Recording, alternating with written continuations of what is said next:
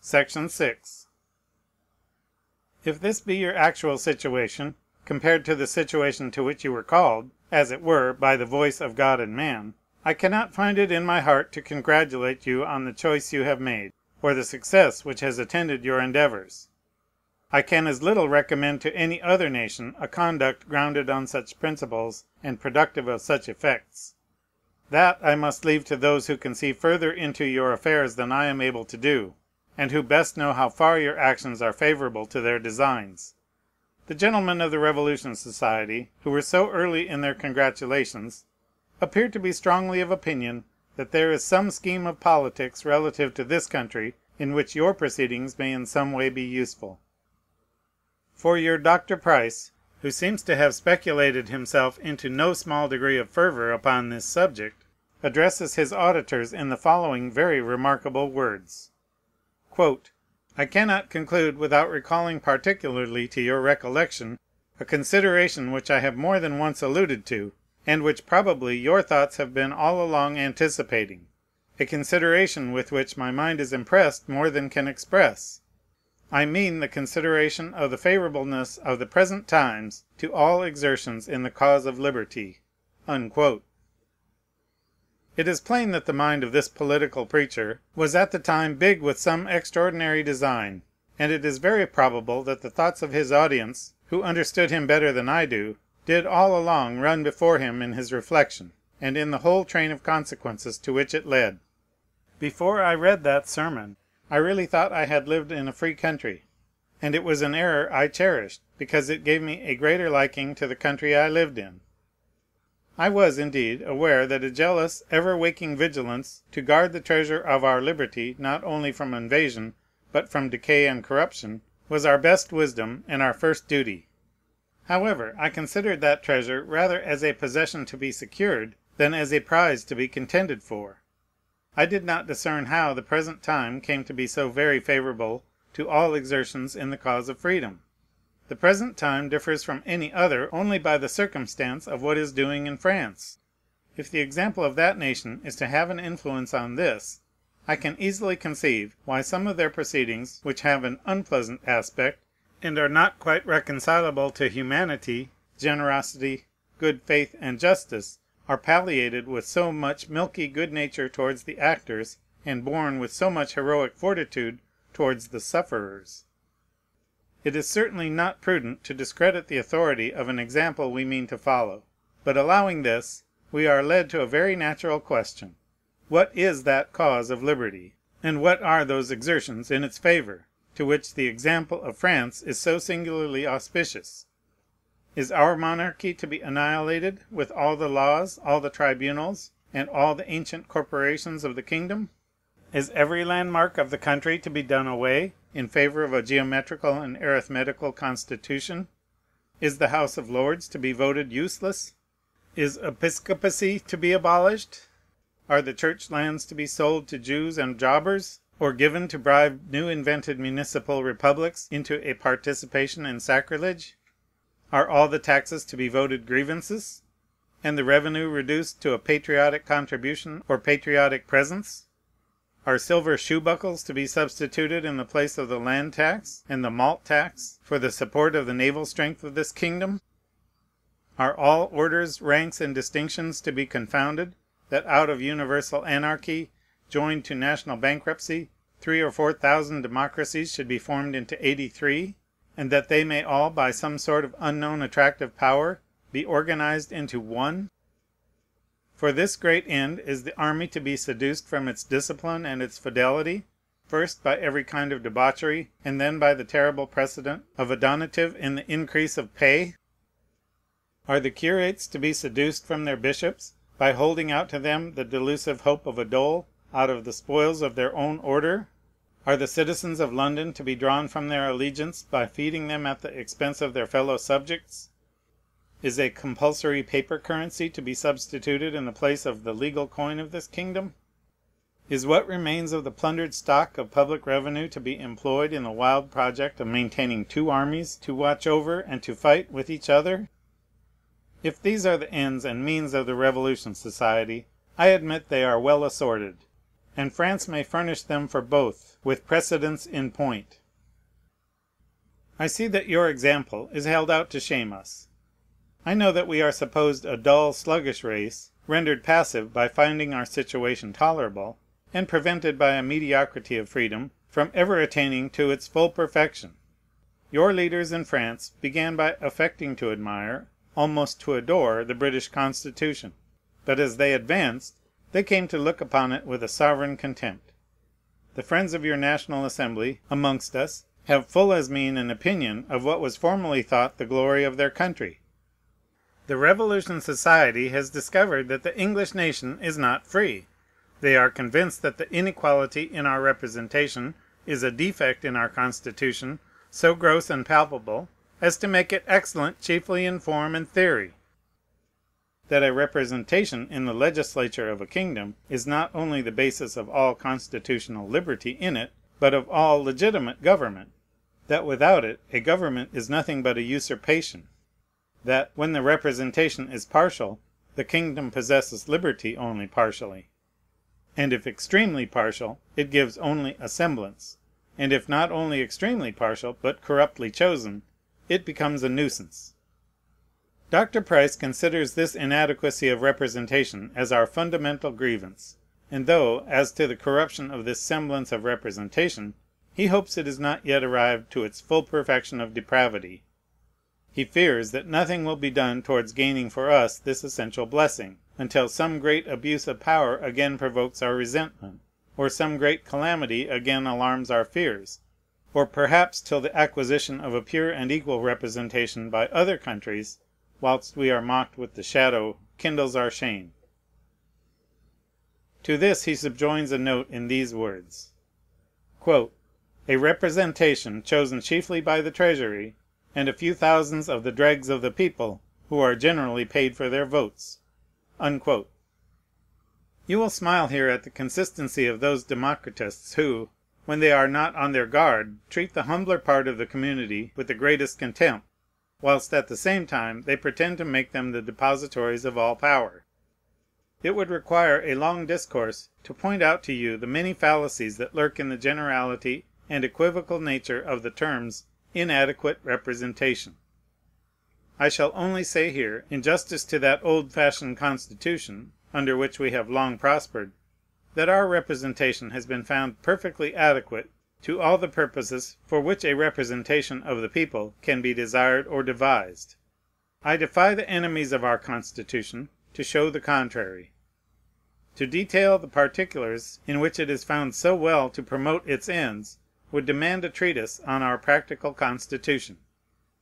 I state here the doctrine of the revolutionists only that you and others may see what an opinion these gentlemen entertain of the Constitution of their country, and why they seem to think that some great abuse of power, or some great calamity, as giving a chance for the blessing of a Constitution according to their ideas, would be much palliated to their feelings. You see why they are so much enamored of your fair and equal representation, which being once obtained, the same effects might follow. You see they consider our House of Commons as only a semblance, a form, a theory, a shadow, a mockery, perhaps a nuisance. These gentlemen value themselves on being systematic, and not without reason. They must therefore look on this gross and palpable defect of representation, this fundamental grievance, so they call it, as a thing not only vicious in itself, but as rendering our whole government absolutely illegitimate, and not at all better than a downright usurpation. Another revolution to get rid of this illegitimate and usurped government would of course be perfectly justifiable, if not absolutely necessary. Indeed, their principle, if you observe it with any attention, goes much further than to an alteration in the election of the House of Commons. For if popular representation or choice is necessary to the legitimacy of all government, the House of Lords is, at one stroke, bastardized and corrupted in blood. That house is no representative of the people at all, even in semblance or in form. The case of the crown is altogether as bad. In vain the crown may endeavor to screen itself against these gentlemen by the authority of the establishment made on the Revolution. The Revolution, which is resorted to for a title on their system, wants a title itself. The Revolution is built, according to their theory, upon a basis not more solid than our present formalities, as it was made by a House of Lords not representing any one but themselves, and by a House of Commons exactly such as the present, that is, as they term it, by a mere shadow and mockery of representation. Something they must destroy, or they seem to themselves to exist for no purpose. One set is for destroying the civil power through the ecclesiastical, another for demolishing the ecclesiastic through the civil.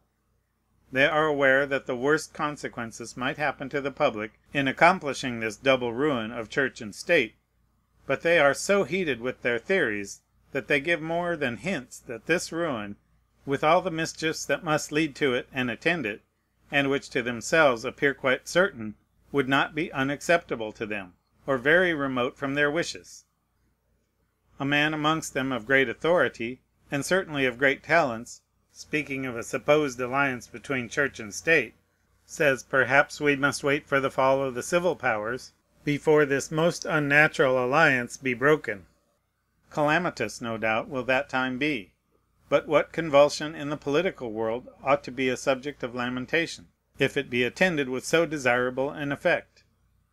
You see with what a steady eye these gentlemen are prepared to view the greatest calamities which can befall their country. It is no wonder, therefore, that with these ideas of everything in their constitution and government at home, either in church or state, as illegitimate and usurped, or at best as a vain mockery, they look abroad with an eager and passionate enthusiasm. Whilst they are possessed by these notions, it is vain to talk to them of the practice of their ancestors, the fundamental laws of their country, the fixed form of a constitution whose merits are confirmed by the solid test of long experience and an increasing public strength and national prosperity. They despise experience as the wisdom of unlettered men; and as for the rest, they have wrought underground a mine that will blow up, at one grand explosion, all examples of antiquity, all precedents, charters, and acts of Parliament. They have the rights of men. Against these there can be no prescription; against these no argument is binding; these admit no temperament and no compromise. Anything withheld from their full demand is so much of fraud and injustice. Against these their rights of men let no government look for security in the length of its continuance, or in the justice and lenity of its administration. The objections of these speculatists, if its forms do not quadrate with their theories, are as valid against such an old and beneficent government as against the most violent tyranny or the greenest usurpation. They are always at issue with governments, not on a question of abuse, but a question of competency and a question of title. I have nothing to say to the clumsy subtlety of their political metaphysics. Let them be their amusement in the schools. Illa se jactet in aula eolis, et clauso ventorum carcere regnet. But let them not break prison, to burst like a levanter, to sweep the earth with their hurricane, and to break up the fountains of the great deep, to overwhelm us. Far am I from denying in theory, full as far is my heart from withholding in practice, if I were of power to give or to withhold, the real rights of men. In denying their false claims of right, I do not mean to injure those which are real, and are such as their pretended rights would totally destroy. If civil society be made for the advantage of man, all the advantages for which it is made become his right. It is an institution of beneficence, and law itself is only beneficence acting by a rule. Men have a right to live by that rule. They have a right to justice, as between their fellows, whether their fellows are in politic function or in ordinary occupation. They have a right to the fruits of their industry, and to the means of making their industry fruitful. They have a right to the acquisitions of their parents, to the nourishment and improvement of their offspring, to instruction in life, and to consolation in death. Whatever each man can separately do without trespassing upon others, he has a right to do for himself, and he has a right to a fair portion of all which society, with all its combinations of skill and force, can do in his favor. In this partnership all men have equal rights, but not to equal things. He that has but 5 shillings in the partnership has as good a right to it as he that has £500 has to his larger proportion; but he has not a right to an equal dividend in the product of the joint stock. And as to the share of power, authority, and direction which each individual ought to have in the management of the state, that I must deny to be amongst the direct original rights of man in civil society; for I have in my contemplation the civil social man, and no other. It is a thing to be settled by convention. If civil society be the offspring of convention, that convention must be its law. That convention must limit and modify all the descriptions of constitution which are formed under it. Every sort of legislative, judicial, or executory power are its creatures. They can have no being in any other state of things. And how can any man claim, under the conventions of civil society, rights which do not so much as suppose its existence, rights which are absolutely repugnant to it? One of the first motives to civil society, and which becomes one of its fundamental rules, is that no man should be judge in his own cause. By this each person has at once divested himself of the first fundamental right of uncovenanted man, that is, to judge for himself and to assert his own cause. He abdicates all right to be his own governor. He inclusively, in a great measure, abandons the right of self-defense, the first law of nature. Men cannot enjoy the rights of an uncivil and of a civil state together. That he may obtain justice, he gives up his right of determining what it is, in points the most essential to him. That he may secure some liberty, he makes a surrender in trust of the whole of it. Government is not made in virtue of natural rights, which may and do exist in total independence of it, and exist in much greater clearness, and in a much greater degree of abstract perfection. But their abstract perfection is their practical defect. By having a right to everything, they want everything. Government is a contrivance of human wisdom to provide for human wants. Men have a right that these wants should be provided for by this wisdom. Among these wants is to be reckoned the want, out of civil society, of a sufficient restraint upon their passions. Society requires not only that the passions of individuals should be subjected, but that even in the mass and body, as well as in the individuals, the inclinations of men should frequently be thwarted, their will controlled, and their passions brought into subjection. This can only be done by a power out of themselves, and not, in the exercise of its function, subject to that will and to those passions which it is its office to bridle and subdue. In this sense, the restraints on men, as well as their liberties, are to be reckoned among their rights. But as the liberties and restrictions vary with times and circumstances, and admit of infinite modifications, they cannot be settled upon any abstract rule, and nothing is so foolish as to discuss them upon that principle. The moment you abate anything from the full rights of men, each to govern himself, and suffer any artificial positive limitation upon those rights, from that moment the whole organization of government becomes a consideration of convenience. This it is which makes the constitution of a state, and the due distribution of its powers, a matter of the most delicate and complicated skill. It requires a deep knowledge of human nature and human necessities, and of the things which facilitate or obstruct the various ends which are to be pursued by the mechanism of civil institutions. The state is to have recruits to its strength and remedies to its distempers. What is the use of discussing a man's abstract right to food or medicine? The question is upon the method of procuring and administering them. In that deliberation I shall always advise to call in the aid of the farmer and the physician, rather than the professor of metaphysics. The science of constructing a commonwealth, or renovating it, or reforming it, is like every other experimental science, not to be taught a priori. Nor is it a short experience that can instruct us in that practical science, because the real effects of moral causes are not always immediate, but that which in the first instance is prejudicial may be excellent in its remoter operation, and its excellence may arise even from the ill effects it produces in the beginning. The reverse also happens, and very plausible schemes with very pleasing commencements have often shameful and lamentable conclusions. In states there are often some obscure and almost latent causes, things which appear at first view of little moment, on which a very great part of its prosperity or adversity may most essentially depend. The science of government being, therefore, so practical in itself, and intended for such practical purposes, a matter which requires experience, and even more experience than any person can gain in his whole life, however sagacious and observing he may be, it is with infinite caution that any man ought to venture upon pulling down an edifice which has answered in any tolerable degree for ages the common purposes of society, or on building it up again without having models and patterns of approved utility before his eyes. These metaphysic rights, entering into common life, like rays of light which pierce into a dense medium, are, by the laws of nature, refracted from their straight line.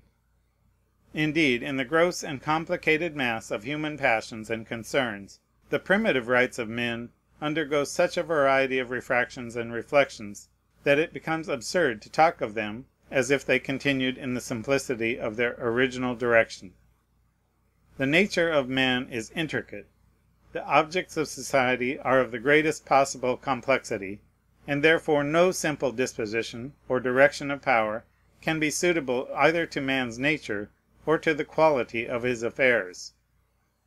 When I hear the simplicity of contrivance aimed at and boasted of in any new political constitutions, I am at no loss to decide that the artificers are grossly ignorant of their trade, or totally negligent of their duty.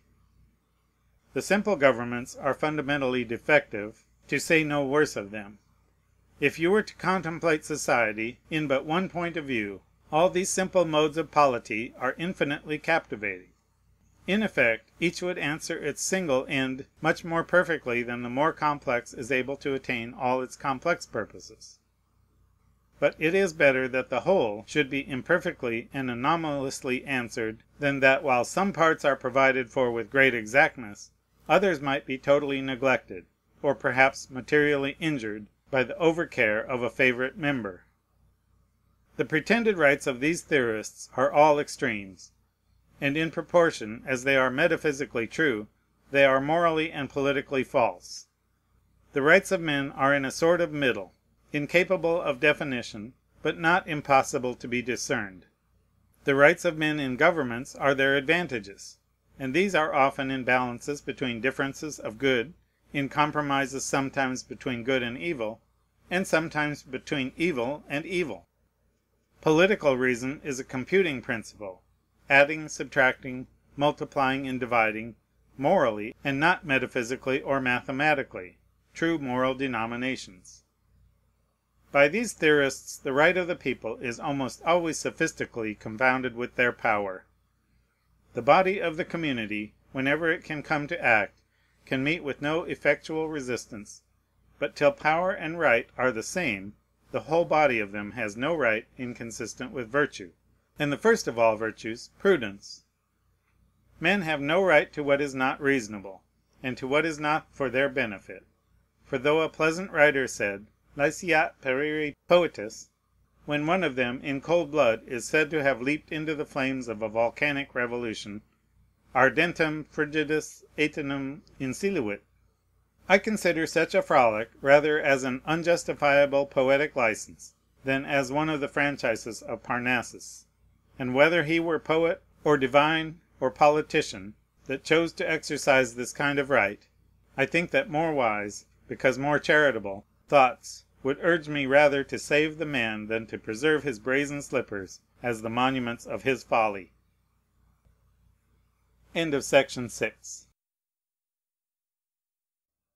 Section 7. The kind of anniversary sermons to which a great part of what I write refers, if men are not shamed out of their present course, in commemorating the fact, will cheat many out of the principles, and deprive them of the benefits of the revolution they commemorate. I confess to you, sir, I never liked this continual talk of resistance and revolution, or the practice of making the extreme medicine of the Constitution its daily bread. It renders the habit of society dangerously valetudinary. It is taking periodical doses of mercury sublimate, and swallowing down repeated provocatives of cantharides to our love of liberty. This distemper of remedy, grown habitual, relaxes and wears out, by a vulgar and prostituted use, the spring of that spirit which is to be exerted on great occasions. It was in the most patient period of Roman servitude that themes of tyrannicide made the ordinary exercise of boys at school, cum perimit sevos classis numerosa tyrannos. In the ordinary state of things, it produces in a country like ours the worst effects, even on the cause of that liberty which it abuses with the dissoluteness of an extravagant speculation. Almost all the high-bred republicans of my time have, after a short space, become the most decided, thorough-paced courtiers. They soon left the business of a tedious, moderate, but practical resistance to those of us whom, in the pride and intoxication of their theories, they have slighted as not much better than Tories. Hypocrisy, of course, delights in the most sublime speculations; for, never intending to go beyond speculation, it costs nothing to have it magnificent. But even in cases where rather levity than fraud was to be suspected in these ranting speculations, the issue has been much the same. These professors, finding their extreme principles not applicable to cases which call only for a qualified, or, as I may say, civil and legal resistance, in such cases employ no resistance at all. It is with them a war or a revolution, or it is nothing. Finding their schemes of politics not adapted to the state of the world in which they live, they often come to think lightly of all public principle, and are ready, on their part, to abandon for a very trivial interest what they find of very trivial value. Some, indeed, are of more steady and persevering natures; but these are eager politicians out of Parliament, who have little to tempt them to abandon their favorite projects. They have some change in the church or state, or both, constantly in their view. When that is the case, they are always bad citizens, and perfectly unsure connections; for, considering their speculative designs as of infinite value, and the actual arrangement of the state as of no estimation, they are, at best, indifferent about it. They see no merit in the good, and no fault in the vicious management of public affairs. They rather rejoice in the latter, as more propitious to revolution. They see no merit or demerit in any man, or any action, or any political principle, any further than as they may forward or retard their design of change. They therefore take up one day the most violent and stretched prerogative, and another time the wildest democratic ideas of freedom, and pass from the one to the other without any sort of regard to cause, to person, or to party. In France you are now in the crisis of a revolution, and in the transit from one form of government to another. You cannot see that character of men exactly in the same situation in which we see it in this country. With us it is militant, with you it is triumphant, and you know how it can act when its power is commensurate to its will. I would not be supposed to confine those observations to any description of men, or to comprehend all men of any description within them. No, far from it. I am as incapable of that injustice as I am of keeping terms with those who profess principles of extremes, and who, under the name of religion, teach little else than wild and dangerous politics.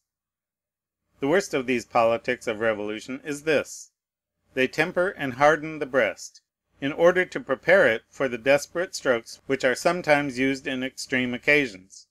But as these occasions may never arrive, the mind receives a gratuitous taint, and the moral sentiments suffer not a little, when no political purpose is served by the deprivation. This sort of people are so taken up with their theories about the rights of man, that they have totally forgot his nature. Without opening one new avenue to the understanding, they have succeeded in stopping up those that lead to the heart. They have perverted in themselves, and in those that attend to them, all the well-placed sympathies of the human breast. This famous sermon of the Old Jewry breathes nothing but this spirit through all the political part. Plots, massacres, assassinations, seem to some people a trivial price for obtaining a revolution. A cheap, bloodless reformation, a guiltless liberty, appear flat and vapid to their taste. There must be a great change of scene. There must be a magnificent stage effect. There must be a grand spectacle to rouse the imagination, grown torpid with the lazy enjoyment of 60 years' security, and the still unanimating repose of public prosperity. The preacher found them all in the French Revolution.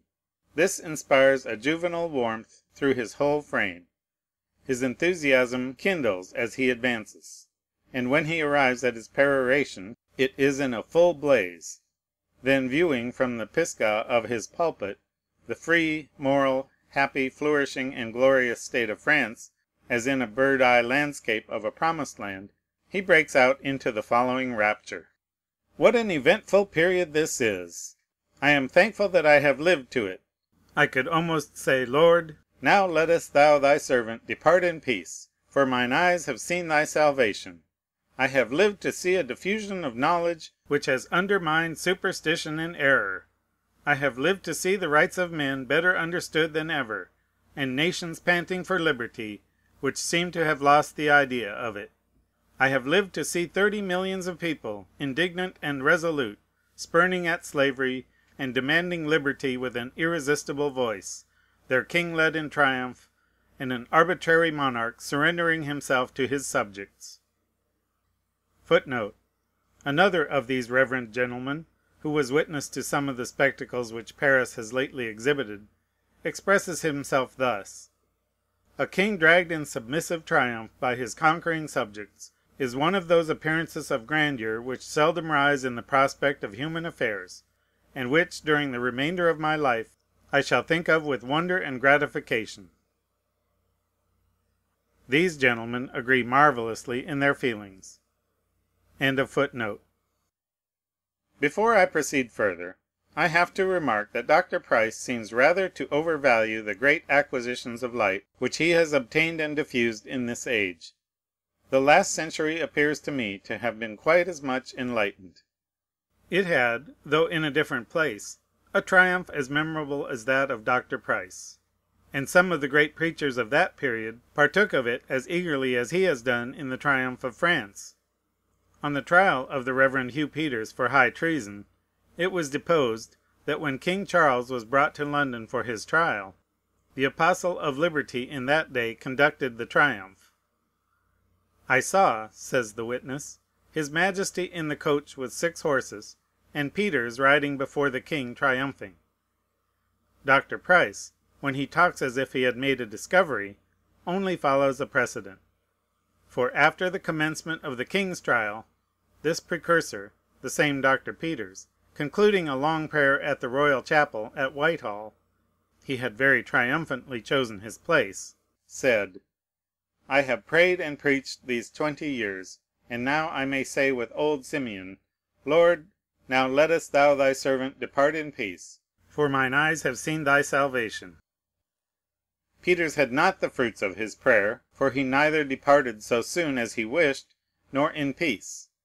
He became, what I heartily hope none of his followers may be in this country, himself a sacrifice to the triumph which he led as pontiff.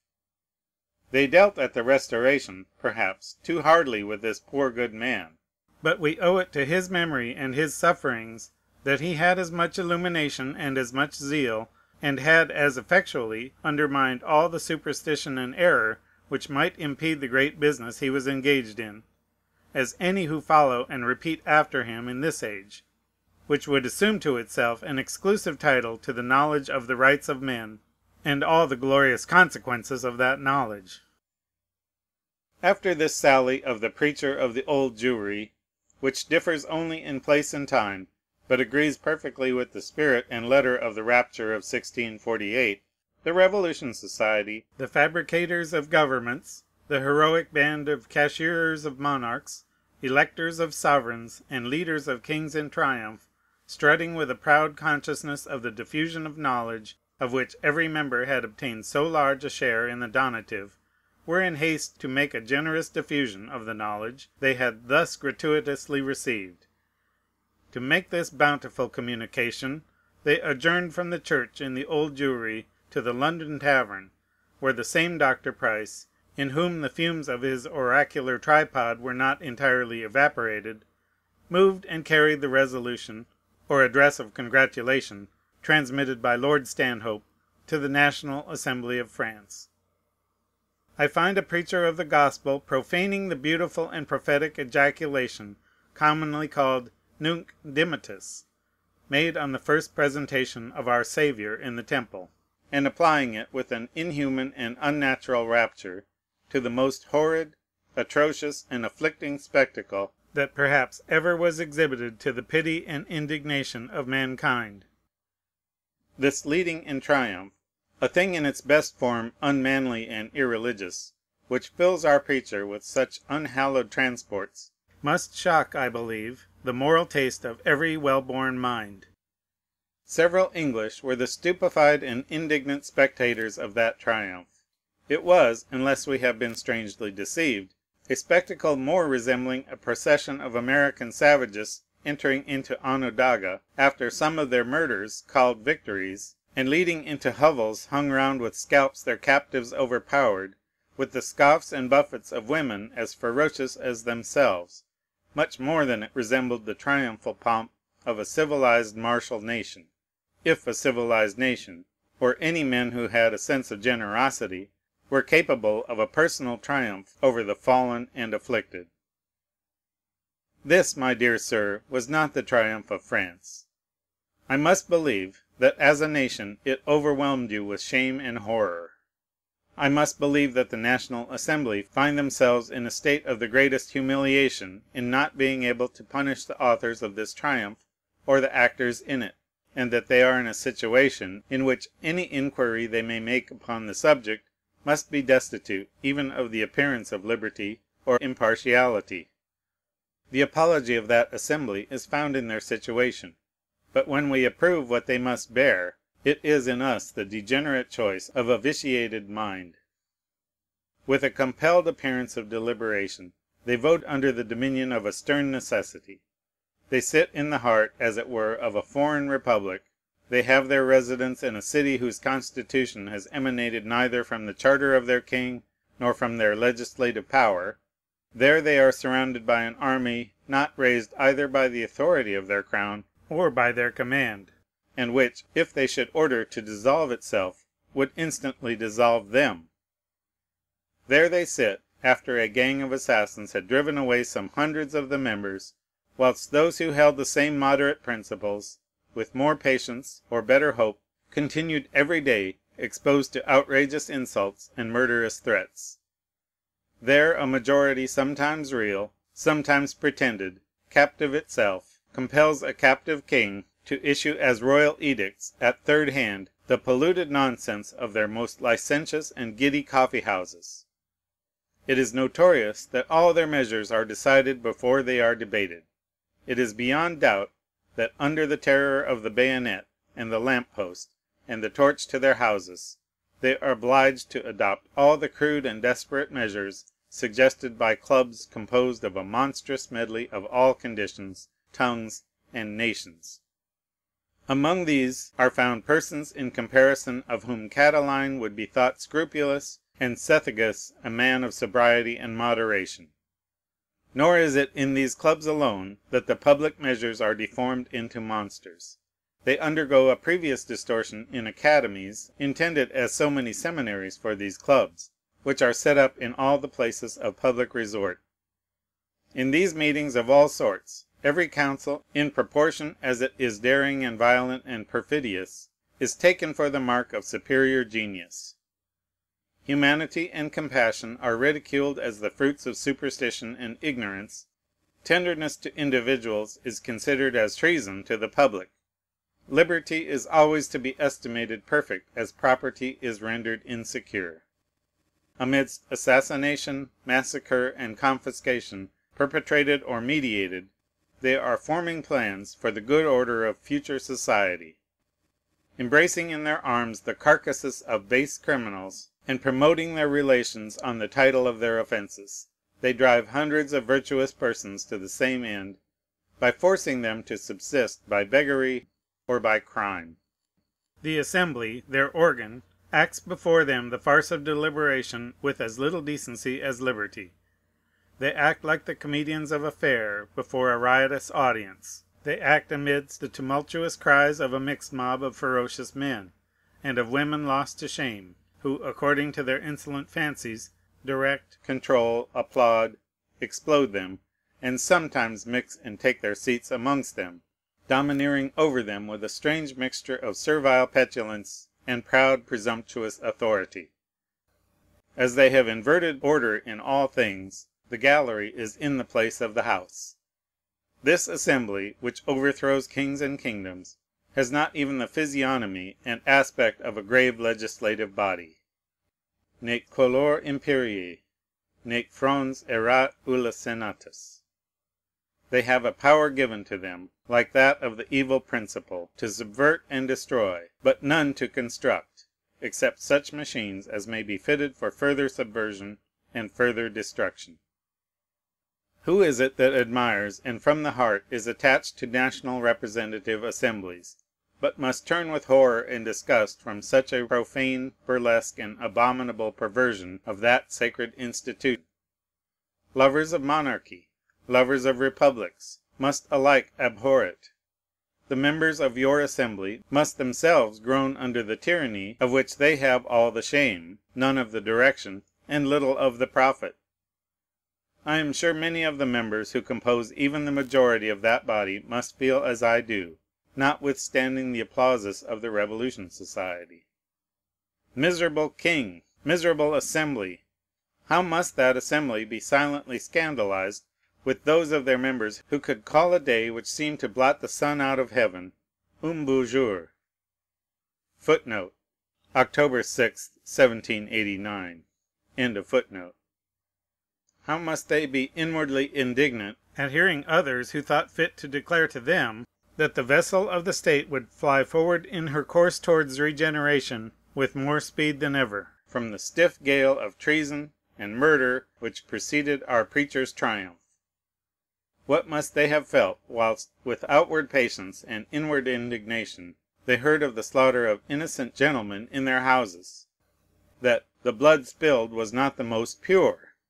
What must they have felt, when they were besieged by the complaints of disorders which shook their country to its foundations, at being compelled coolly to tell the complainants that they were under the protection of the law, and that they would address the king, the captive king, to cause the laws to be enforced for their protection, when the enslaved ministers of that captive king had formally notified to them that there were neither law, nor authority, nor power left to protect? What must they have felt at being obliged, as a felicitation on the present new year, to request their captive king to forget the stormy period of the last, on account of the great good which he was likely to produce to his people, to the complete attainment of which good they adjourned the practical demonstrations of their loyalty, assuring him of their obedience when he should no longer possess any authority to command? This address was made with much good nature and affection, to be sure; but among the revolutions in France must be reckoned a considerable revolution in their ideas of politeness. In England we are said to learn manners at second hand from your side of the water, and that we dress our behavior in the frippery of France. If so, we are still in the old cut, and have not so far conformed to the new Parisian mode of good breeding as to think it quite in the most refined strain of delicate compliment, whether in condolence or congratulation, to say to the most humiliated creature that crawls upon the earth, that great public benefits are derived from the murder of his servants, the attempted assassination of himself and of his wife, and the mortification, disgrace, and degradation that he has personally suffered. It is a topic of consolation which our ordinary of Newgate would be too humane to use to a criminal at the foot of the gallows. I should have thought that the hangman of Paris, now that he is liberalized by the vote of the National Assembly, and is allowed his rank and arms in the Herald's College of the Rights of Men, would be too generous, too gallant a man, too full of the sense of his new dignity, to employ that cutting consolation to any of the persons whom the lésé nation might bring under the administration of his executive powers. A man is fallen indeed when he is thus flattered, The anodyne draught of oblivion, thus drugged, is well calculated to preserve a galling wakefulness, and to feed the living ulcer of a corroding memory. Thus to administer the opiate portion of amnesty, powdered with all the ingredients of scorn and contempt, is to hold to his lips, instead of the balm of hurt minds, the cup of human misery full to the brim, and to force him to drink it to the dregs. Yielding to reasons at least as forcible as those which were so delicately urged in the compliment on the New Year, the King of France will probably endeavor to forget these events and that compliment. But history, who keeps a durable record of all our acts, and exercises her awful censure over the proceedings of all sorts of sovereigns, will not forget either those events or the era of this liberal refinement in the intercourse of mankind. History will record that on the morning of the 6th of October, 1789, the King and Queen of France, after a day of confusion, alarm, dismay, and slaughter, lay down under the pledged security of public faith to indulge nature in a few hours of respite and troubled melancholy repose. From this sleep the queen was first startled by the voice of the sentinel at her door, who cried out to her to save herself by flight, that this was the last proof of fidelity he could give, that they were upon him, and he was dead. Instantly he was cut down. A band of cruel ruffians and assassins, reeking with his blood, rushed into the chamber of the queen, and pierced with 100 strokes of bayonets and poniards the bed, from whence this persecuted woman had but just time to fly almost naked, and through ways unknown to the murderers had escaped to seek refuge at the feet of a king and husband not secure of his own life for a moment. This king, to say no more of him, and this queen, and their infant children, who once would have been the pride and hope of a great and generous people, were then forced to abandon the sanctuary of the most splendid palace in the world, which they left swimming in blood, polluted by massacre, and strewed with scattered limbs and mutilated carcasses. Thence they were conducted into the capital of their kingdom. 2 had been selected from the unprovoked, unresisted, promiscuous slaughter which was made of the gentlemen of birth and family who composed the king's bodyguard. These 2 gentlemen, with all the parade of an execution of justice, were cruelly and publicly dragged to the block and beheaded in the great court of the palace. Their heads were stuck upon spears, and led the procession, whilst the royal captives who followed in the train were slowly moved along amidst the horrid yells and shrilling screams and frantic dances and infamous contumelies, and all the unutterable abominations of the furies of hell, in the abused shape of the vilest of women, after they had been made to taste drop by drop more than the bitterness of death, in the slow torture of a journey of 12 miles, protracted to 6 hours, they were, under a guard composed of those very soldiers who had thus conducted them through this famous triumph, lodged in one of the old palaces of Paris, now converted into a Bastille for kings. Is this a triumph to be consecrated at altars, to be commemorated with grateful thanksgiving, to be offered to the divine humanity with fervent prayer and enthusiastic ejaculation? These Theban and Thracian orgies, acted in France, and applauded only in the old Jewry, I assure you, kindle prophetic enthusiasm in the minds but of very few people in this kingdom. Although a saint and apostle, who may have revelations of his own, and who has so completely vanquished all the mean superstitions of the heart, may incline to think it pious and decorous to compare it with the entrance into the world of the Prince of Peace, proclaimed in a holy temple by a venerable sage, and not long before not worse announced by the voice of angels to the quiet innocence of shepherds. At first I was at a loss to account for this fit of unguarded transport. I knew, indeed, that the sufferings of monarchs make a delicious repast to some sort of palates. There were reflections which might serve to keep this appetite within some bounds of temperance. But when I took one circumstance into my consideration, I was obliged to confess that much allowance ought to be made for the society, and that the temptation was too strong for common discretion. I mean the circumstance of the Eopaean of the triumph, the animating cry which called for all the bishops to be hanged on the lamp-posts. Footnote: tous les évêques à la lanterne. End of footnote. Might well have brought forth a burst of enthusiasm on the foreseen consequences of this happy day. I allow to so much enthusiasm some little deviation from prudence. I allow this prophet to break forth into hymns of joy and thanksgiving on an event which appears like the precursor of the millennium and the projected fifth monarchy in the destruction of all church establishments. There was, however, as in all human affairs there is, in the midst of this joy, something to exercise the patience of these worthy gentlemen, and to try the long suffering of their faith. The actual murder of the king and queen and their child was wanting to the other auspicious circumstances of this beautiful day. The actual murder of the bishops, though called for by so many holy ejaculations, was also wanting. A group of regicide and sacrilegious slaughter was, indeed, boldly sketched, but it was only sketched.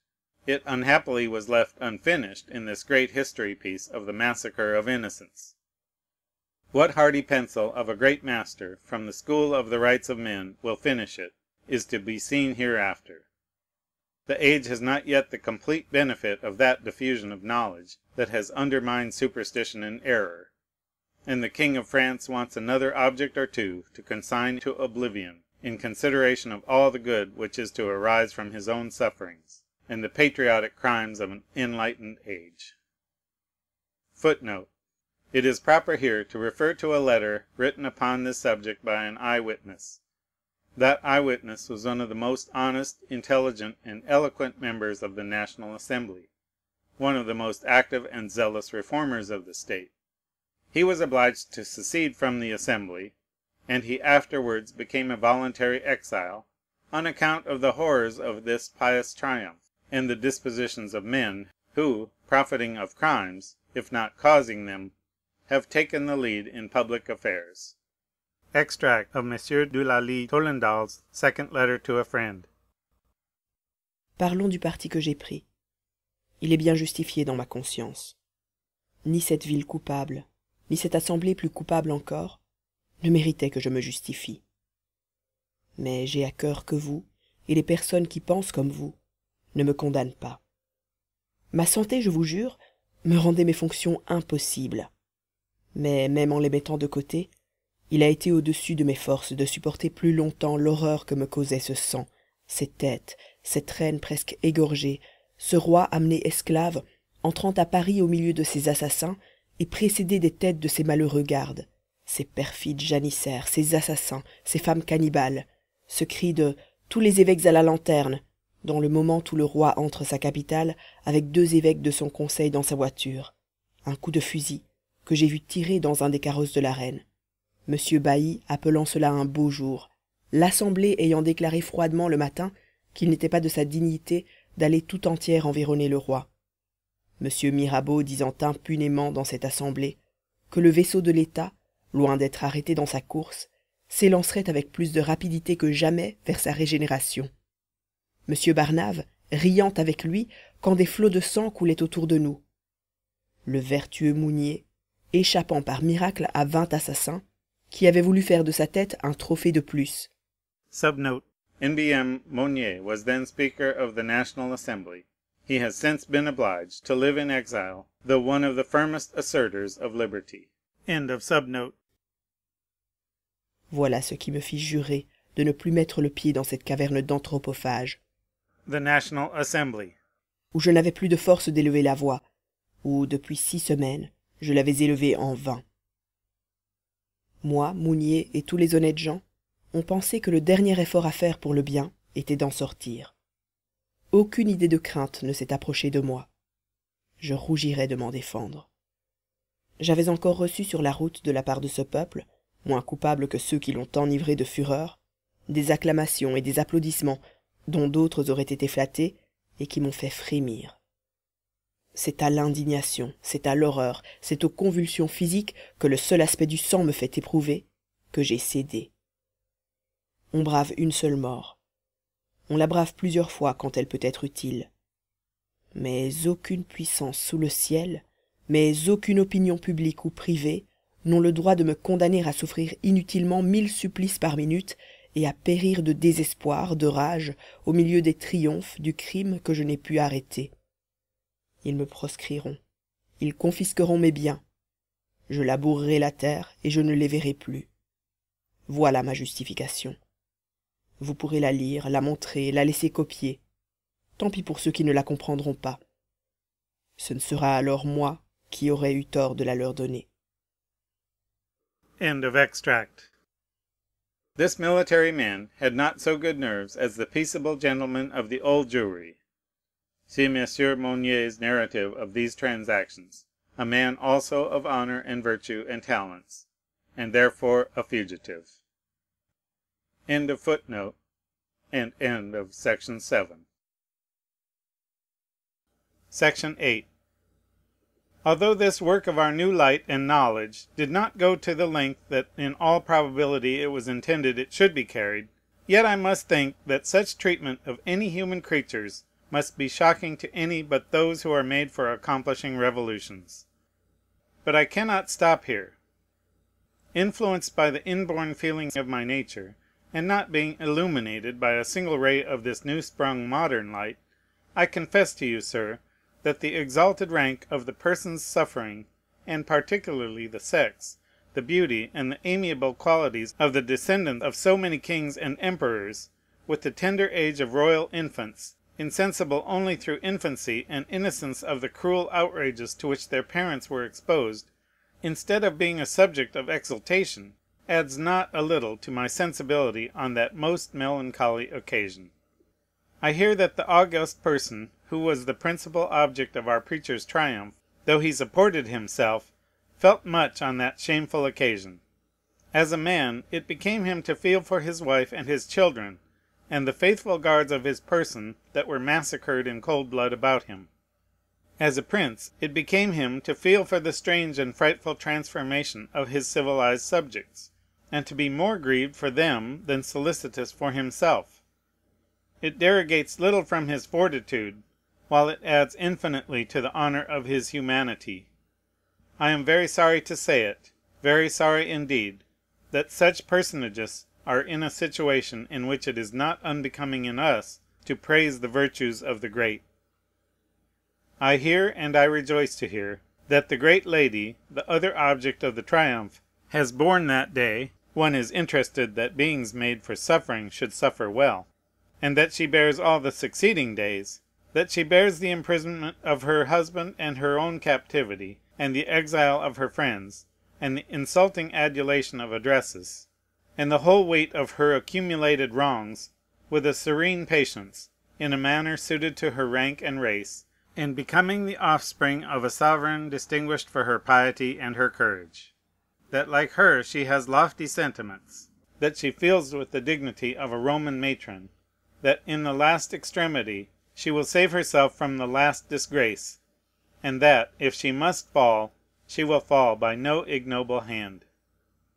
It is now 16 or 17 years since I saw the Queen of France, then the Dauphiness, at Versailles, and surely never lighted on this orb, which she hardly seemed to touch, a more delightful vision.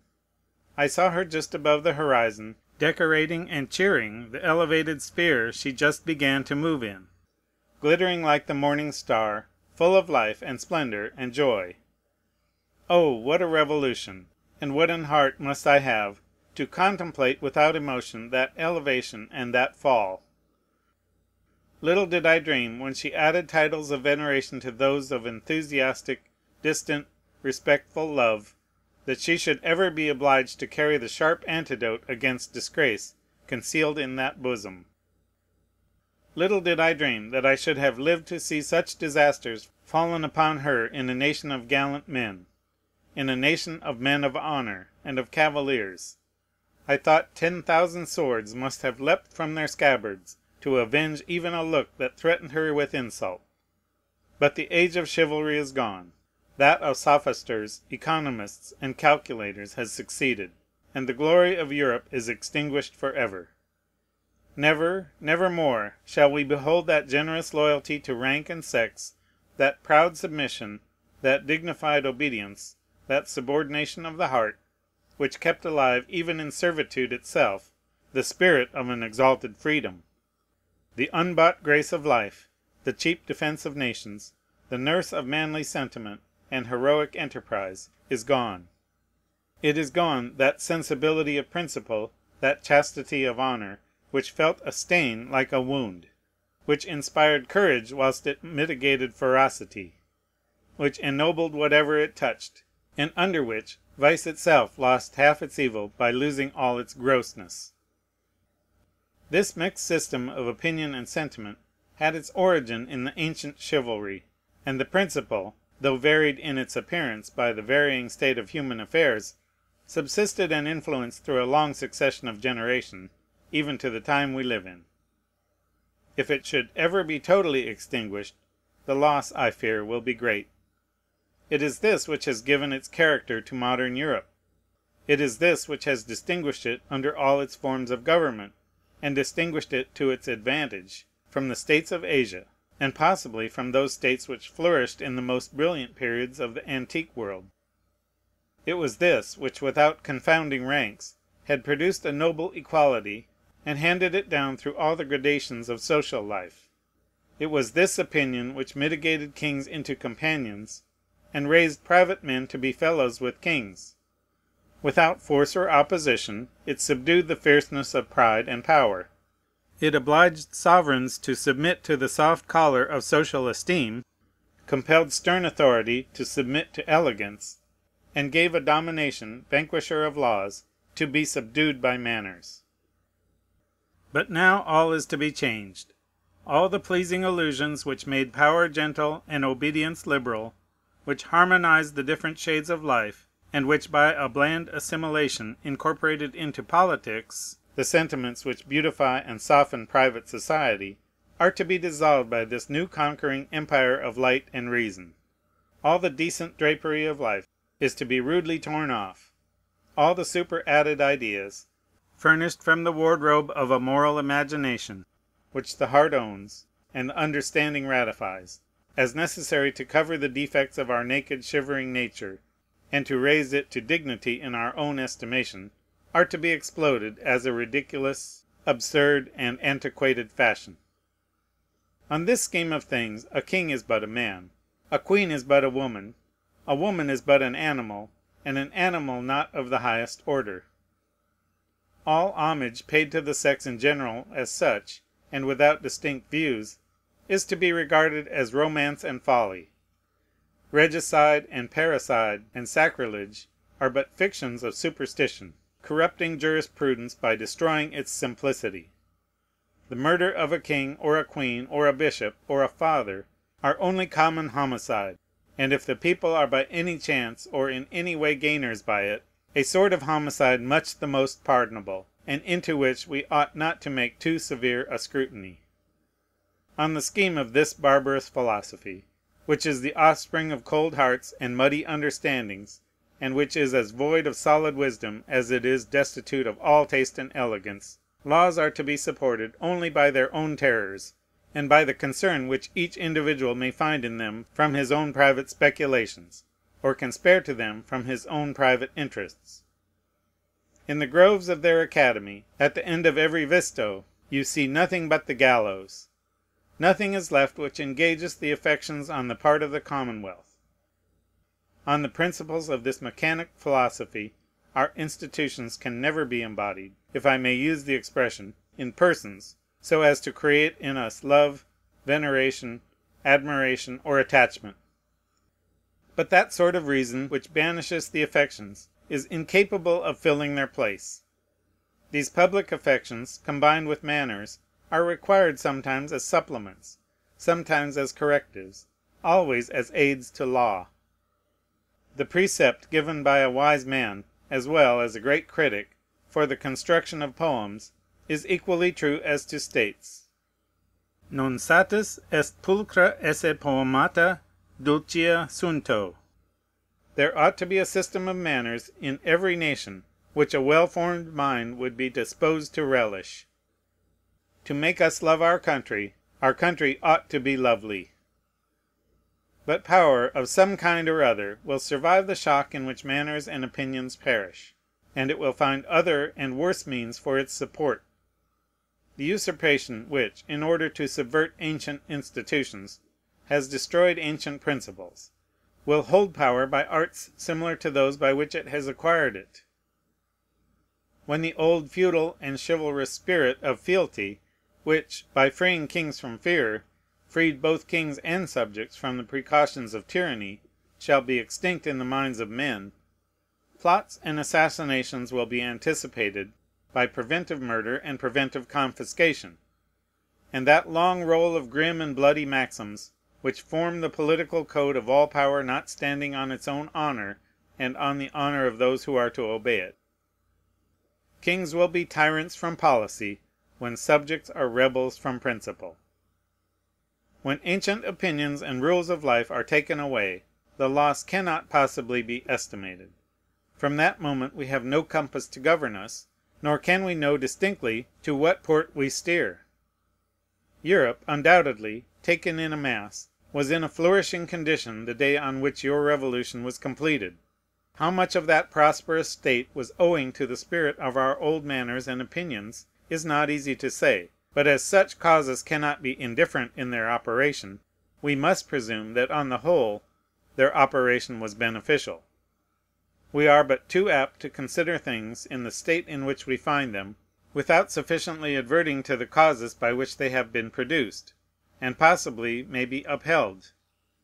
Nothing is more certain than that our manners, our civilization, and all the good things which are connected with manners and with civilization, have, in this European world of ours, depended for ages upon two principles, and were indeed the result of both combined. I mean the spirit of a gentleman and the spirit of religion. The nobility and the clergy, the one by profession, and the other by patronage, kept learning in existence, even in the midst of arms and confusion, and whilst governments were rather in their causes than formed. Learning paid back what it had received to nobility and to priesthood, and paid it with usury by enlarging their ideas and by furnishing their minds, happy if they had all continued to know their indissoluble union and their proper place; happy if learning, not debauched by ambition, had been satisfied to continue the instructor and not aspired to be the master. Along with its natural protectors and guardians, learning will be cast into the mire and trodden down under the hoofs of a swinish multitude. Footnote: see the fate of Bailly and Condorcet, supposed to be here particularly alluded to. Compare the circumstances of the trial and execution of the former with this prediction. End of footnote. If, as I suspect, modern letters owe more than they are always willing to own to ancient manners, so do other interests which we value full as much as they are worth. Even commerce and trade and manufacture, the gods of our economical politicians, are themselves perhaps but creatures, are themselves but effects, which as first causes we choose to worship. They certainly grew under the same shade in which learning flourished. They too may decay with their natural protecting principles. With you, for the present at least, they all threaten to disappear together. Where trade and manufactures are wanting to a people, and the spirit of nobility and religion remains, sentiment supplies, and not always ill supplies, their place. But if commerce and the arts should be lost in an experiment to try how well a state may stand without these old fundamental principles, what sort of a thing must be a nation of gross, stupid, ferocious, and at the same time poor and sordid barbarians, destitute of religion, honor, or manly pride, possessing nothing at present, and hoping for nothing hereafter? I wish you may not be going fast, and by the shortest cut, to that horrible and disgustful situation. Already there appears a poverty of conception, a coarseness and vulgarity, in all the proceedings of the Assembly and of all their instructors. Their liberty is not liberal. Their science is presumptuous ignorance. Their humanity is savage and brutal. It is not clear whether in England we learned those grand and decorous principles and manners, of which considerable traces yet remain, from you, or whether you took them from us. But to you, I think, we trace them best. You seem to me to be gentes incunabula nostrae. France has always more or less influenced manners in England; and when your fountain is choked up and polluted, the stream will not run long, or not run clear with us, or perhaps with any nation. This gives all Europe, in my opinion, but too close and connected a concern in what is done in France. Excuse me, therefore, if I have dwelt too long on the atrocious spectacle of the 6th of October, 1789, or have given too much scope to the reflections which have arisen in my mind on occasion of the most important of all revolutions, which may be dated from that day. I mean a revolution in sentiments, manners, and moral opinions. As things now stand, with everything respectable destroyed without us, and an attempt to destroy within us every principle of respect, one is almost forced to apologize for harboring the common feelings of men. Why do I feel so differently from the Reverend Dr. Price, and those of his lay flock who will choose to adopt the sentiments of his discourse?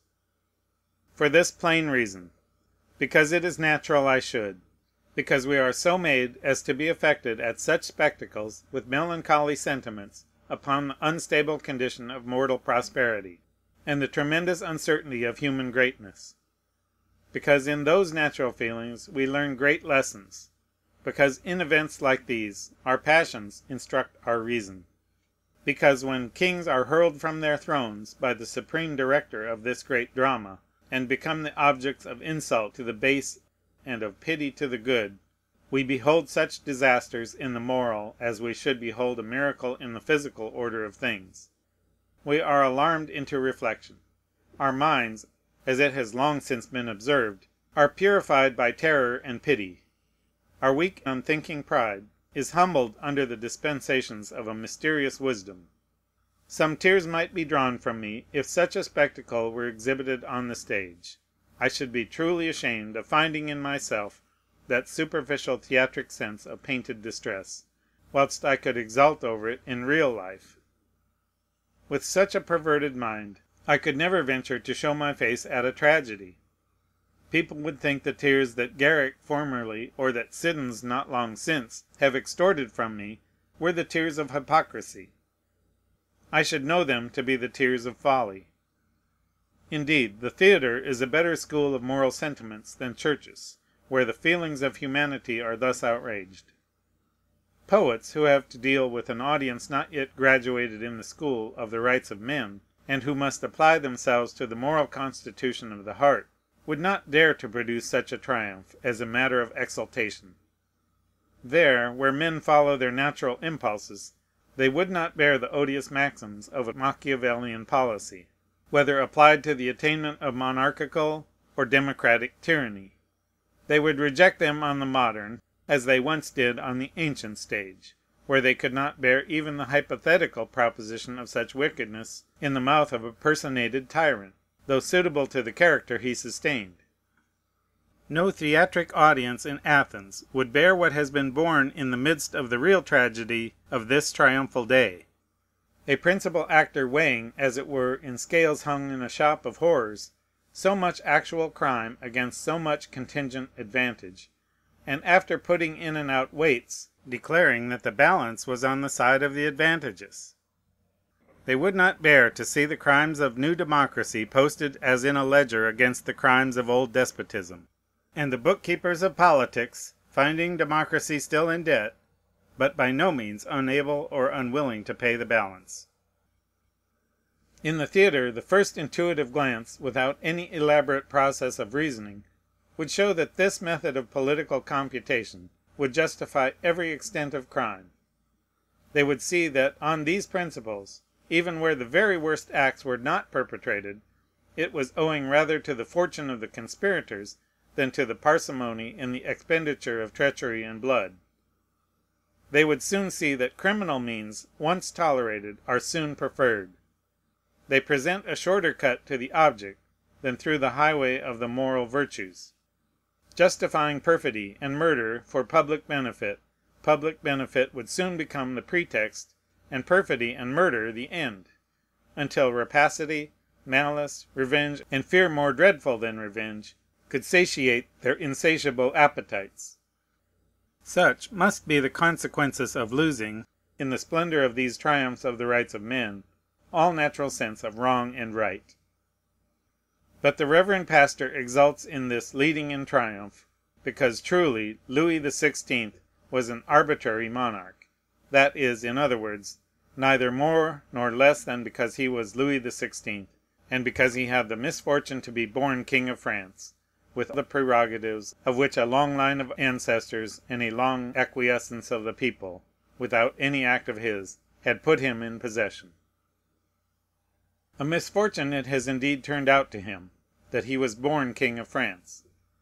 But misfortune is not crime, nor is indiscretion always the greatest guilt. I shall never think that a prince, the acts of whose whole reign were a series of concessions to his subjects, who was willing to relax his authority, to remit his prerogatives, to call his people to a share of freedom not known, perhaps not desired, by their ancestors, such a prince, though he should be subject to the common frailties attached to men and to princes, though he should have once thought it necessary to provide force against the desperate designs manifestly carrying on against his person and the remnants of his authority, though all this should be taken into consideration, I shall be led with great difficulty to think he deserves the cruel and insulting triumph of Paris and of Dr. Price. I tremble for the cause of liberty from such an example to kings.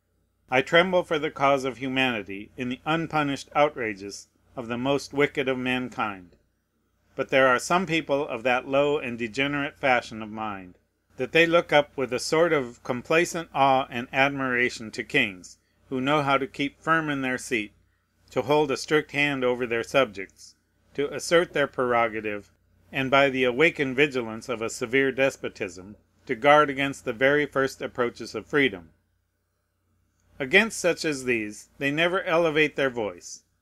Deserters from principle, listed with fortune, they never see any good in suffering virtue, nor any crime in prosperous usurpation.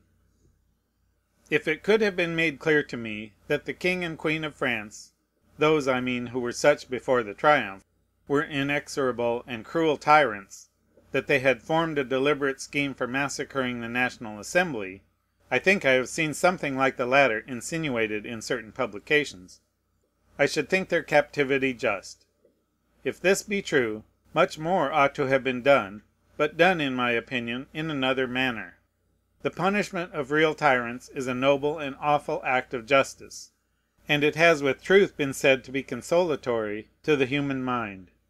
But if I were to punish a wicked king, I should regard the dignity in avenging the crime.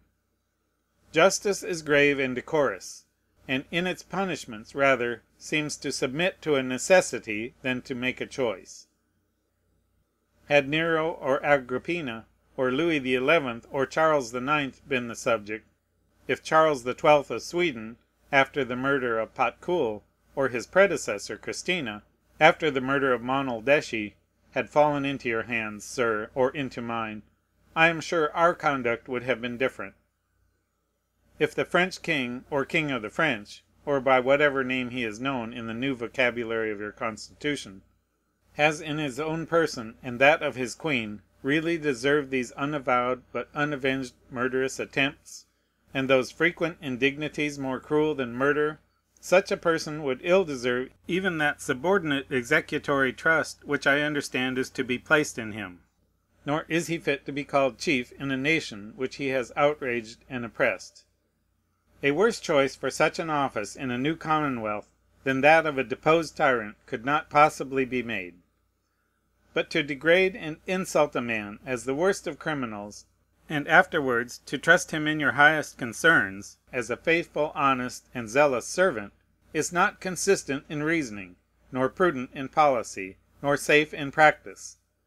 Those who could make such an appointment must be guilty of a more flagrant breach of trust than any they have yet committed against the people. As this is the only crime in which your leading politicians could have acted inconsistently, I conclude that there is no sort of ground for these horrid insinuations. I think no better of all the other calumnies. In England we give no credit to them. We are generous enemies. We are faithful allies. We spurn from us with disgust and indignation the slanders of those who bring us their anecdotes with the attestation of the flower de luce on their shoulder. We have Lord George Gordon fast in Newgate, and neither his being a public proselyte to Judaism, nor his having, in his zeal against Catholic priests and all sorts of ecclesiastics, raised a mob (excuse the term, it is still in use here) which pulled down all our prisons, have preserved to him a liberty of which he did not render himself worthy by a virtuous use of it. We have rebuilt Newgate, and tenanted the mansion. We have prisons almost as strong as the Bastille for those who dare to libel the queens of France. In this spiritual retreat let the noble libeler remain. Let him there meditate on his Talmud, until he learns a conduct more becoming his birth and parts, and not so disgraceful to the ancient religion to which he has become a proselyte, or until some persons from your side of the water, to please your new Hebrew brethren, shall ransom him. He may then be enabled to purchase, with the old hoards of the synagogue, and a very small poundage on the long compound interest of the 30 pieces of silver, Dr. Price has shown us what miracles compound interest will perform in 1790 years, the lands which are lately discovered to have been usurped by the Gallican Church. Send us your popish Archbishop of Paris, and we will send you our Protestant rabbin. We shall treat the person you send us in exchange like a gentleman and an honest man, as he is. But pray let him bring with him the fund of his hospitality, bounty, and charity, and depend upon it we shall never confiscate a shilling of that honorable and pious fund, nor think of enriching the treasury with the spoils of the poor box. Section 8. Section 9. To tell you the truth, my dear sir, I think the honor of our nation to be somewhat concerned in the disclaimer of the proceedings of this society of the Old Jewry and the London Tavern. I have no man's proxy. I speak only from myself, when I disclaim, as I do with all possible earnestness, all communion with the actors in that triumph, or with the admirers of it. When I assert anything else as concerning the people of England, I speak from observation, not from authority, but I speak from the experience I have had in a pretty extensive and mixed communication with the inhabitants of this kingdom, of all descriptions and ranks, and after a course of attentive observation begun in early life, and continued for near 40 years. I have often been astonished, considering that we are divided from you but by a slender dike of about 24 miles, and that the mutual intercourse between the two countries has lately been very great, to find out how little you seem to know of us. I suspect that this is owing to your forming a judgment of this nation from certain publications which do, very erroneously, if they do at all, represent the opinions and dispositions generally prevalent in England. The vanity, restlessness, petulance, and spirit of intrigue of several petty cabals, who attempt to hide their total want of consequence in bustle and noise, and puffing and mutual quotation of each other, makes you imagine that our contemptuous neglect of their abilities is a general mark of acquiescence in their opinions. No such thing, I assure you.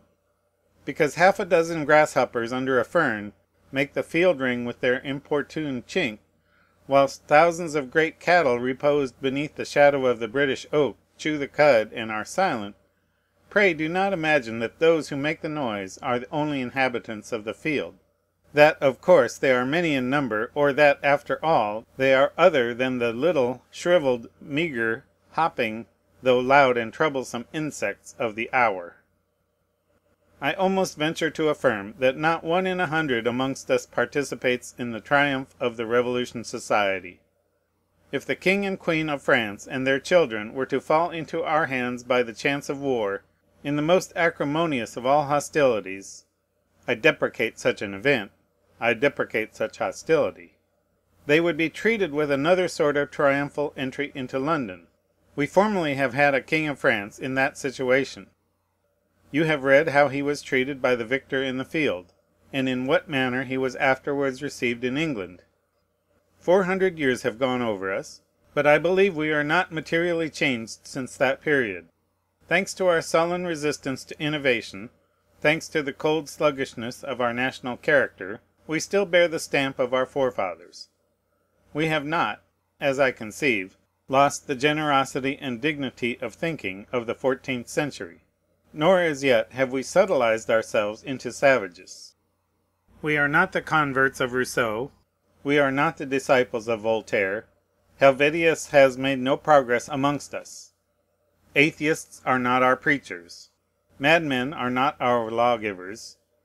We know that we have made no discoveries, and we think that no discoveries are to be made in morality, nor many in the great principles of government, nor in the ideas of liberty, which were understood long before we were born, altogether as well as they will be, after the grave has heaped its mold upon our presumption, and the silent tomb shall have imposed its law on our pert loquacity. In England we have not yet been completely embowelled of our natural entrails. We still feel within us, and we cherish and cultivate those inbred sentiments which are the faithful guardians, the active monitors of our duty, the true supporters of all liberal and manly morals. We have not been drawn and trussed, in order that we may be filled, like stuffed birds in a museum, with chaff and rags, and paltry blurred shreds of paper, about the rights of man. We preserve the whole of our feelings still native and entire, unsophisticated by pedantry and infidelity. We have real hearts of flesh and blood beating in our bosoms. We fear God. We look up with awe to kings, with affection to parliaments, with duty to magistrates, with reverence to priests, and with respect to nobility. Footnote. The English are, I conceive, misrepresented in a letter published in one of the papers by a gentleman thought to be a dissenting minister.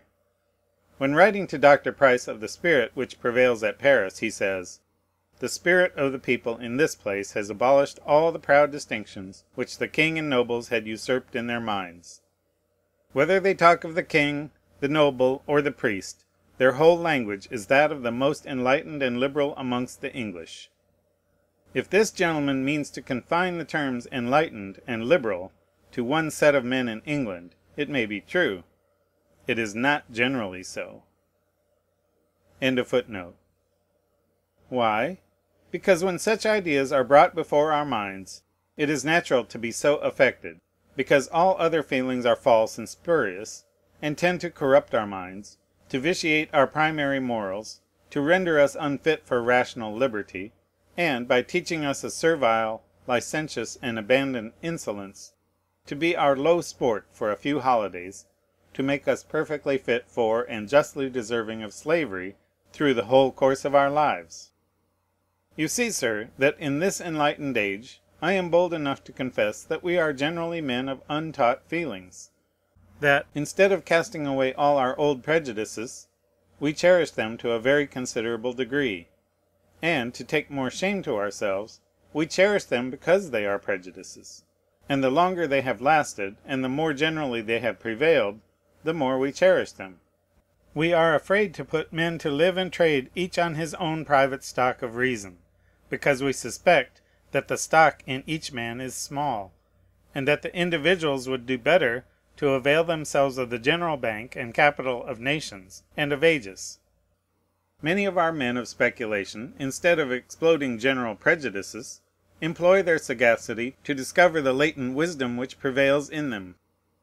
If they find what they seek, and they seldom fail, they think it more wise to continue the prejudice, with the reason involved, than to cast away the coat of prejudice, and to leave nothing but the naked reason; because prejudice, with its reason, has a motive to give action to that reason, and an affection which will give it permanence. Prejudice is of ready application in the emergency. It previously engages the mind in a steady course of wisdom and virtue, and does not leave the man hesitating in the moment of decision, skeptical, puzzled, and unresolved. Prejudice renders a man's virtue his habit, and not a series of unconnected acts. Through just prejudice, his duty becomes a part of his nature. Your literary men and your politicians, and so do the whole clan of the enlightened among us, essentially differ in these points. They have no respect for the wisdom of others, but they pay it off by a very full measure of confidence in their own. With them it is a sufficient motive to destroy an old scheme of things, because it is an old one. As to the new, they are in no sort of fear with regard to the duration of a building run up in haste, because duration is no object to those who think little or nothing has been done before their time, and who place all their hopes in discovery. They conceive, very systematically, that all things which give perpetuity are mischievous, and therefore they are at inexpiable war with all establishments. They think that government may vary like modes of dress, and with as little ill effect; that there needs no principle of attachment, except a sense of present conveniency, to any constitution of the state. They always speak as if they were of opinion that there is a singular species of compact between them and their magistrates, which binds the magistrate, but which has nothing reciprocal in it, but that the majesty of the people has a right to dissolve it without any reason but its will. Their attachment to their country itself is only so far as it agrees with some of their fleeting projects. It begins and ends with that scheme of polity which falls in with their momentary opinion. These doctrines, or rather sentiments, seem prevalent with your new statesmen, but they are wholly different from those on which we have always acted in this country. I hear it is sometimes given out in France that what is doing among you is after the example of England.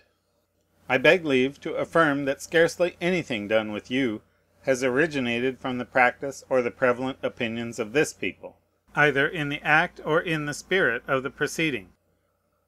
Let me add that we are as unwilling to learn these lessons from France as we are sure that we never taught them to that nation. The cabals here who take a sort of share in your transactions as yet consist of but a handful of people.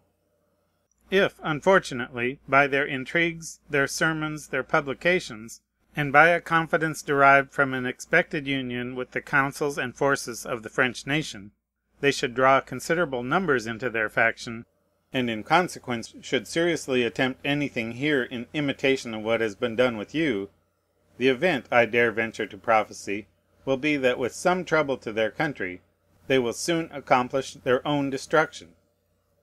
This people refused to change their law in remote ages, from respect to the infallibility of popes, and they will not now alter it from a pious implicit faith in the dogmatism of philosophers, though the former was armed with the anathema and crusade, and though the latter should act with the libel and the lamp iron. Formerly your affairs were your own concern only. We felt for them as men, but we kept aloof from them, because we were not citizens of France.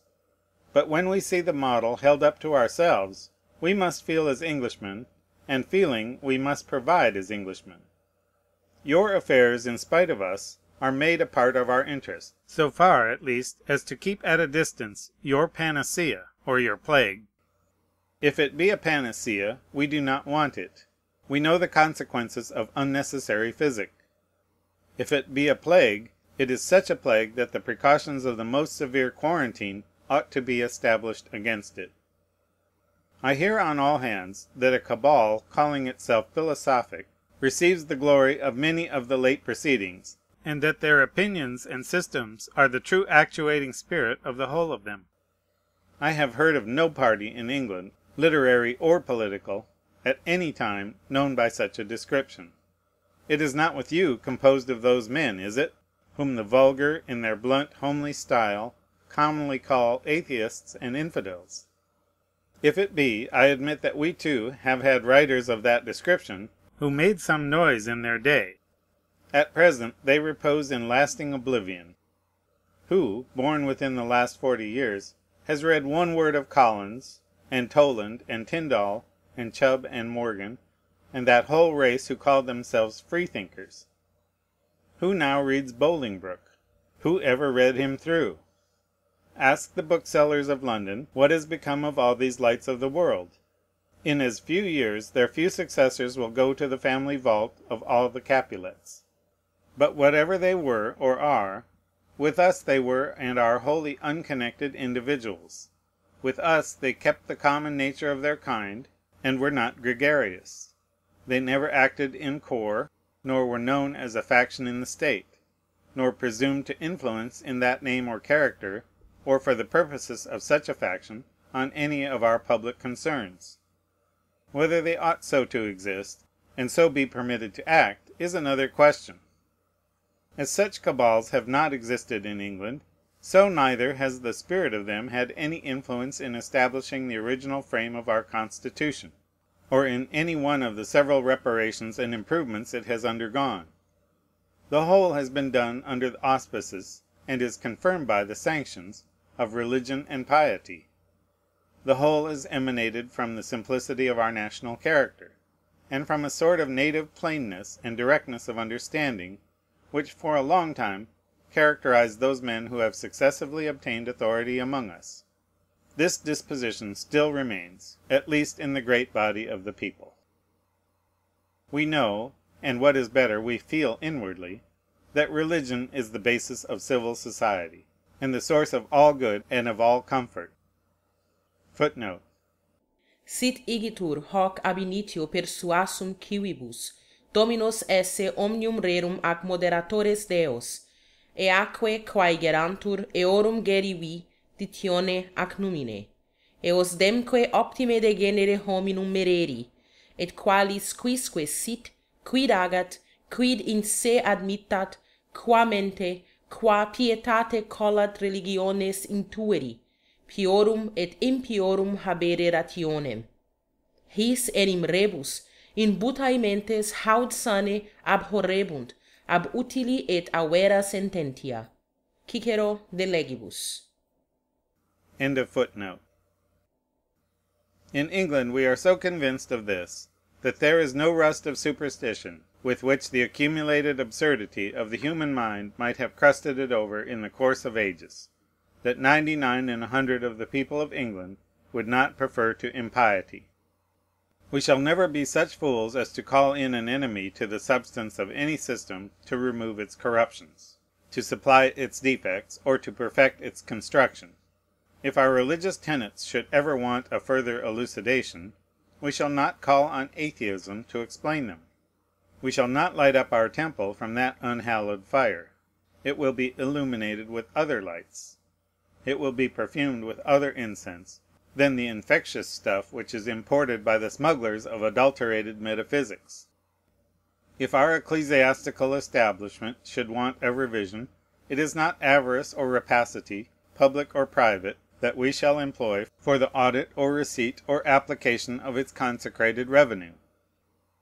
Violently condemning neither the Greek nor the Armenian, nor, since heats are subsided, the Roman system of religion, we prefer the Protestant, not because we think it has less of the Christian religion in it, but because, in our judgment, it has more. We are Protestants, not from indifference, but from zeal. We know, and it is our pride to know, that man is by his constitution a religious animal, that atheism is against, not only our reason, but our instincts, and that it cannot prevail long. But if, in the moment of riot, and in a drunken delirium from the hot spirit drawn out of the alembic of hell, which in France is now so furiously boiling, we should uncover our nakedness by throwing off that Christian religion which has hitherto been our boast and comfort, and one great source of civilization amongst us, and among many other nations, we are apprehensive, being well aware that the mind will not endure a void, that some uncouth, pernicious, and degrading superstition might take place of it. For that reason, before we take from our establishment the natural human means of estimation, and give it up to contempt, as you have done, and in doing it have incurred the penalties you well deserve to suffer, we desire that some other may be presented to us in the place of it. We shall then form our judgment. On these ideas, instead of quarreling with establishments, as some do, who have made a philosophy and a religion of their hostility to such institutions, we cleave closely to them. We are resolved to keep an established church, an established monarchy, an established aristocracy, and an established democracy, each in the degree it exists, and in no greater. I shall show you presently how much of each of these we possess. It has been the misfortune, not, as these gentlemen think it, the glory, of this age, that everything is to be discussed, as if the constitution of our country were to be always a subject rather of altercation than enjoyment. For this reason, as well as for the satisfaction of those among you, if any such you have among you, who may wish to profit of examples, I venture to trouble you with a few thoughts upon each of these establishments. I do not think they were unwise in ancient Rome, who, when they wished to new model their laws, sent commissioners to examine the best constituted republics within their reach. First, I beg leave to speak of our church establishment, which is the first of our prejudices, not a prejudice destitute of reason, but involving it in profound and extensive wisdom. I speak of it first. It is first, and last, and midst in our minds. For taking ground on that religious system of which we are now in possession, we continue to act on the early received and uniformly continued sense of mankind. That sense not only, like a wise architect, hath built up the august fabric of states, but, like a provident proprietor, to preserve the structure from profanation and ruin, as a sacred temple, purged from all the impurities of fraud and violence and injustice and tyranny, hath solemnly and forever consecrated the commonwealth and all that officiate in it.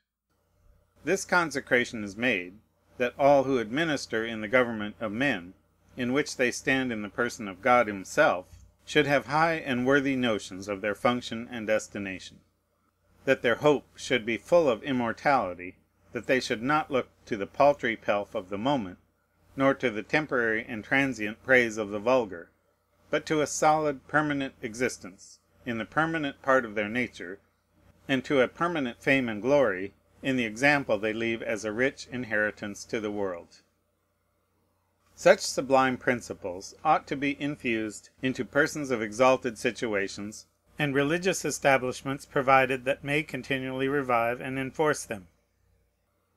Every sort of moral, every sort of civil, every sort of politic institution, aiding the rational and natural ties that connect the human understanding and affections to the divine, are not more than necessary in order to build up that wonderful structure, man, whose prerogative it is to be in a great degree a creature of his own making, and who, when made as he ought to be made, is destined to hold no trivial place in the creation. But whenever man is put over men, as the better nature ought ever to preside, in that case more particularly he should as nearly as possible be approximated to his perfection. The consecration of the state by a state religious establishment is necessary also to operate with a wholesome awe upon free citizens, because, in order to secure their freedom, they must enjoy some determinate portion of power. To them, therefore, a religion connected with the state, and with their duty towards it, becomes even more necessary than in such societies where the people, by the terms of their subjection, are confined to private sentiments and the management of their own family concerns. All persons possessing any portion of power ought to be strongly and awfully impressed with an idea that they act in trust, and that they are to account for their conduct in that trust to the one great master, author, and founder of society. This principle ought even to be more strongly impressed upon the minds of those who compose the collective sovereignty than upon those of single princes. Without instruments, these princes can do nothing. Whoever uses instruments, in finding helps, finds also impediments. Their power is therefore by no means complete, nor are they safe in extreme abuse. Such persons, however elevated by flattery, arrogance, and self-opinion, must be sensible that, whether covered or not by positive law, in some way or other they are accountable even here for the abuse of their trust. If they are not cut off by a rebellion of their people, they may be strangled by the very janissaries kept for their security against all other rebellion. Thus we have seen the King of France sold by his soldiers for an increase of pay. But where popular authority is absolute and unrestrained, the people have an infinitely greater, because a far better founded, confidence in their own power. They are themselves in a great measure their own instruments. They are nearer to their objects. Besides, they are less under responsibility to one of the greatest controlling powers on earth, the sense of fame and estimation.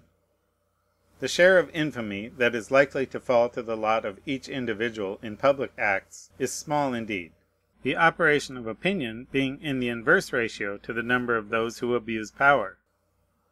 Their own approbation of their own acts has to them the appearance of a public judgment in their favor. A perfect democracy is therefore the most shameless thing in the world. As it is the most shameless, it is also the most fearless. No man apprehends in his person that he can be made subject to punishment.